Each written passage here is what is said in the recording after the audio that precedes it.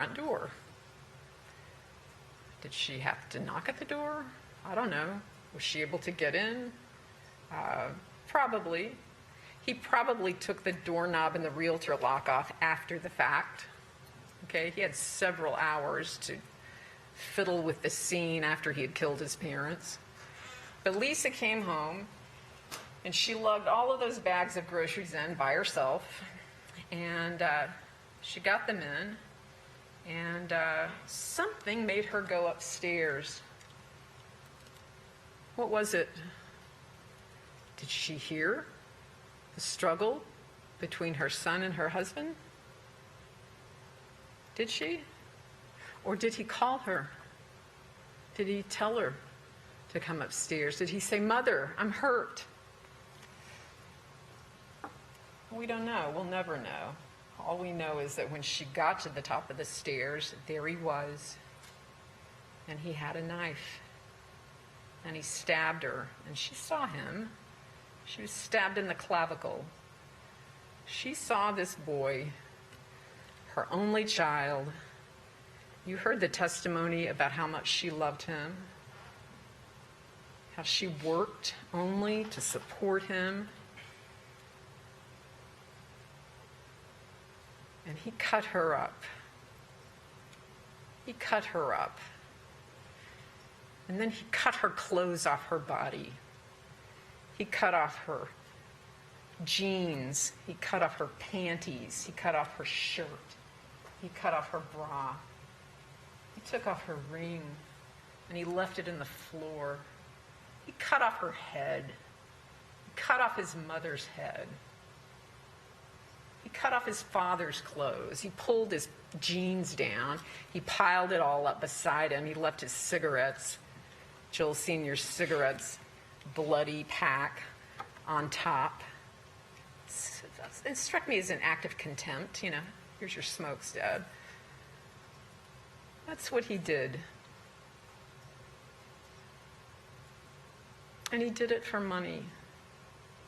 And after he killed her, I don't know what time it was. It was probably sometime after 12:30.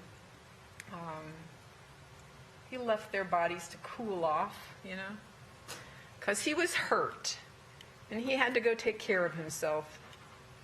Do you remember seeing Lisa's purse on that? It was the kitchen table, not the dining room table, and her wallet. He had done that, okay? The police didn't do that. The defendant had gone through her purse and had taken out her wallet and his father's wallet, and he got money. Okay, he needed cash. Lisa Guy paid for the medical supplies that he bought to treat his hands that he hurt when he was killing his father. And then just as calmly as you please, he goes to the Walmart. He goes through the doors, and he goes to the medical department, and he buys his bandages, and he buys hydrogen peroxide, 2 bottles of it, 2 big bottles of rubbing alcohol, because you know what? Rubbing alcohol and peroxide in even small bottles can destroy evidence. They can clean your wounds, but they can also clean things off, like that K-bar knife, for example, that's on the bathroom counter. She paid for his medical supplies. She paid for all of this, okay? Because she was supporting him. And think about that. She paid for the drain cleaner she was dissolved in. She paid for the muriatic acid.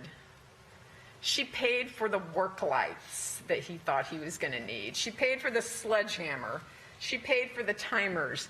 She paid for the plastic sheeting. She paid for that garden hose. She paid for the small sprayer in the master bathroom. She paid for the big sprayer, the bleach sprayer that was left in the floor of the kitchen.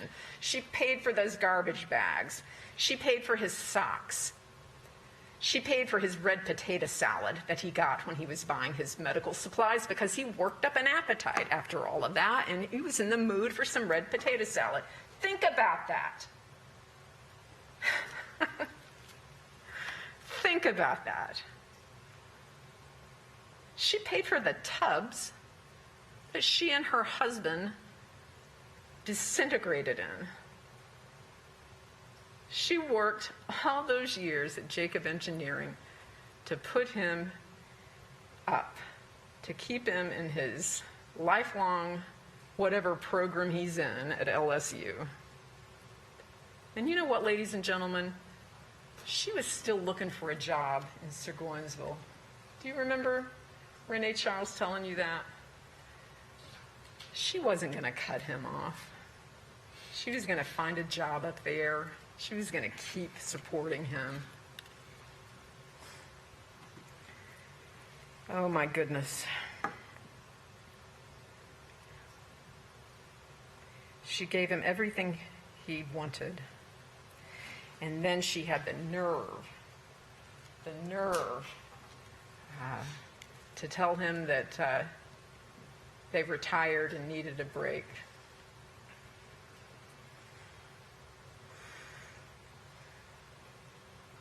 Nobody else had a reason to do this, okay? No one else. And the proof in this case isn't strong. It isn't it isn't anything other than overwhelming. Overwhelming. And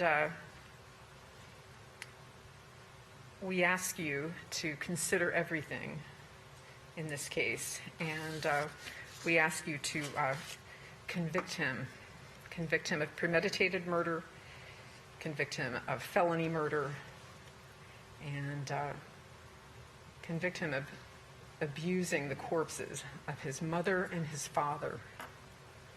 Thank you. All right, ladies and gentlemen, jury, we're going